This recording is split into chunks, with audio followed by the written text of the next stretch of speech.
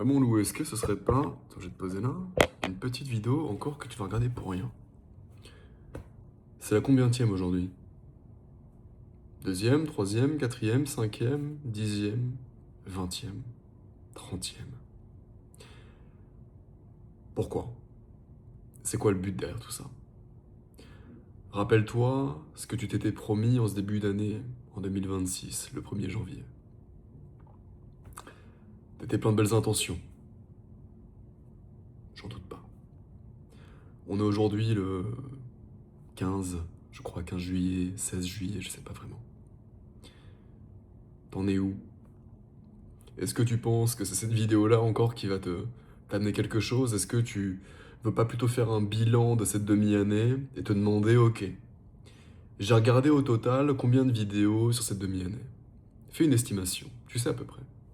Tu regardes ton temps d'écran, tu regardes YouTube, tu regardes sur ton Mac, sur ton iPhone, et tu regardes à peu près le temps d'écran sur YouTube.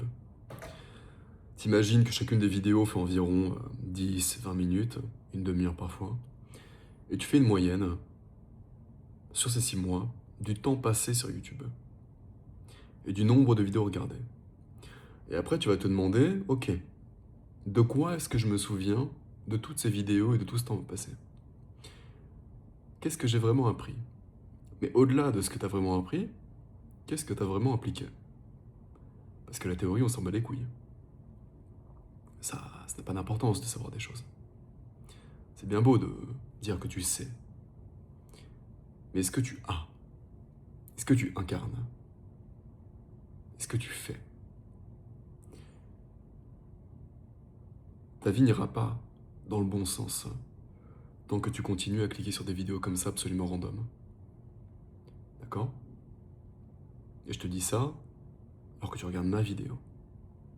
Tu regardes la vie d'un random te donner un propos sur quelque chose, sur divers sujets, qu'importe, et ça va rentrer dans ta tête, rentrer dans ton crâne, ça va changer ton idée, changer ton mood, changer ta motivation peut-être, et par conséquent, tu vas constamment faire la girouette. Essayer des choses, arrêter des choses, recommencer des choses, encore et encore. Le contenu est le poison de cette génération, d'accord? Regarde, tout le temps que tu as perdu à regarder du contenu là, en ce début d'année, en cette moitié d'année. Imagine si tu l'avais investi quelque part.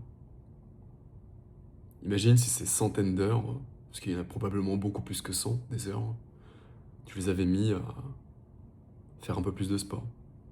Tu les avais mis à étudier certaines langues. Tu les avais mis dans un projet entrepreneurial. Peut-être que tu serais libre financièrement aujourd'hui. Mais tu as préféré travailler gratuitement pour l'algorithme. Tu as préféré passer des centaines d'heures devant ton écran à contempler la vie d'autrui et à ouvrir les oreilles pour avoir la vie d'autrui. La vie d'autrui que tu oublies, qui rentre par ici et qui ressort par l'autre. C'est pas comme ça que ça doit se passer. Tu vaux mieux que ça. Imagine ce que tu aurais pu faire. Tu aurais pu prendre un coach dans tous les domaines possibles. Parce que oui, sur le moment, tu te dis que ça coûte un billet, que ça coûte cher, que c'est trop cher. Mais ne penses-tu pas que le temps que tu as passé à le perdre, littéralement, ne vaut pas plus que le petit billet que tu aurais dépensé dans un coach, un accompagnateur dans je ne sais quel domaine, pour te développer, pour possiblement améliorer ta personne, déjà, au-delà de tes finances, au-delà de ton quotidien, juste ta personne. Une personne avec plus de grains, plus de savoir, plus de possibilités, plus d'opportunités. Ouais, je pense que ce message, tu le savais déjà, tu l'avais déjà conscientisé, mais c'est peut-être bon de le rappeler. Est-ce que si tu continues tout ce que tu as fait durant ce début d'année, du moins cette moitié d'année, est-ce que ta vie sera différente le 31 décembre 2026? Parce qu'au fond, tu veux qu'elle soit différente, mais est-ce qu'elle sera vraiment différente si tu continues ce que tu fais depuis une demi-année? Est-ce que ça va être différent? Oui ou non? Et prends toujours la première voix qui arrive. C'est la voix de la raison, d'accord? C'est pas la voix des excuses. Celle qui te dit non, mais ça va, je suis pas si mal. Si.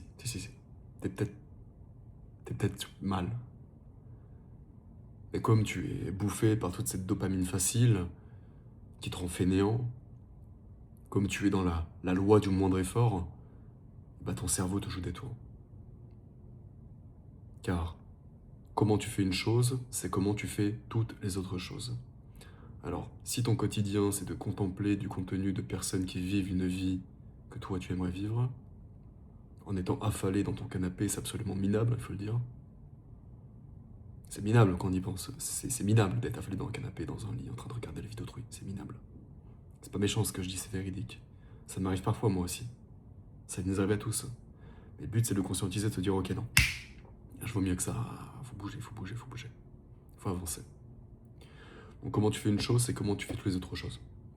Et donc si tu fais le glandu sur un canapé ou un lit 2, 3, 4, 5, 6 heures, 7 heures, 8 heures sur ton téléphone à contempler du contenu, ne t'étonne pas que le reste de ta vie n'avance pas.